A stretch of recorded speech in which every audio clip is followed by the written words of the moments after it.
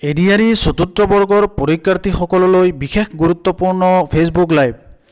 যিবিলাকে নিজৰ শিক্ষাগত আহৰ্তা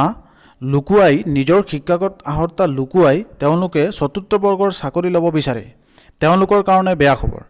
তেওঁলোকৰ শিক্ষাগত আহৰ্তা পুনৰ চেক কৰা হ'ব পাৰে। যদি তেওঁলোকৰ শিক্ষাগত আহৰ্তাৰ ওপৰত কোনো অভিযোগ পোৱা যায় তেতিয়াহ'লে তেওঁলোকৰ ওপৰত ইনকুৱাৰী হ'ব পাৰে। যিবিলাকে এই কাম কৰিছে তেওঁলোক সকলোৱে সাৱধান, কাৰণ এই বিষয়ে মুখ্যমন্ত্ৰী মহোদয়ে ফেচবুক লাইভতে জনাইছে। কাৰণ যিবিলাকে শিক্ষাগত আহৰ্তা লুকুৱাই, যেনে BA BSc বা MSc পাছ কৰাৰ পিছতো তেওঁলোকে নিজৰ শিক্ষাগত আহৰ্তাটো লুকুৱাই এডিআৰই 4th গ্ৰেডৰ চাকৰি ল'ব বিচাৰে, তেওঁলোক সকলোলৈ এনেধৰণৰ বেয়া খবৰ। গতিকে যদি এনেধৰণৰ কোনোবাই কাম কৰিছে তেতিয়াহ'লে সাৱধান। এই বিষয়ে মুখ্যমন্ত্ৰী মহোদয়ে ফেচবুক লাইভত আপোনালোক সকলোকে ধুনীয়াকৈ বুজাই দিছে। আহক মুখ্যমন্ত্ৰী মহোদয়ৰ এই ফেচবুক লাইভতে শুনো এই বিষয়ে কি কৈছে চতুৰ্থ বৰ্গৰ কৰ্মচাৰী। বহুত ল'ৰা ছোৱালীয়ে মোক কৈ থাকে যে চতুৰ্থ শ্ৰেণীৰ পৰীক্ষাত BA পাছ কৰা ল'ৰাইও পৰীক্ষা দিছে।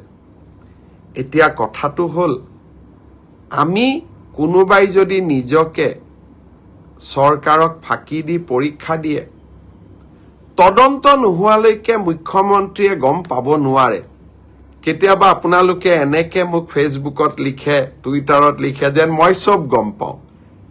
কোনোবা ল'ৰা এজনে যদি BA পাছ কৰিও নিজৰ যোগ্যতাটোক লুকুৱাই পেলাই চতুৰ্থ শ্ৰেণীৰ পৰীক্ষাত আবেদন কৰে, মুখ্যমন্ত্ৰীজনে কেনেকে গম পাব?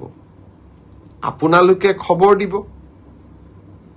আপোনালোকক আমি সুবিধা দিম যে এনে যিসকল লোকে আপোনালোকে দেখিব যে লিখিত পৰীক্ষাত পাছ কৰিছে কিন্তু এডুকেশ্যনেল কোৱালিফিকেশ্যনক তেওঁলোকে লুকুৱাই ৰাখিছে, আমি সুবিধা দিম আপোনালোকক অভিযোগ দিয়াৰ বাবে, যাতে অৰেল পৰীক্ষা হোৱাৰ আগতে বা মৌখিক পৰীক্ষা হোৱাৰ আগতে আমি আপোনালোকৰ অভিযোগবোৰ নিৰ্দিষ্ট ইউনিভাৰ্চিটি লগত কথা পাতি আপোনালোকৰ অভিযোগবোৰ যাতে আমি নিষ্পত্তি কৰিব।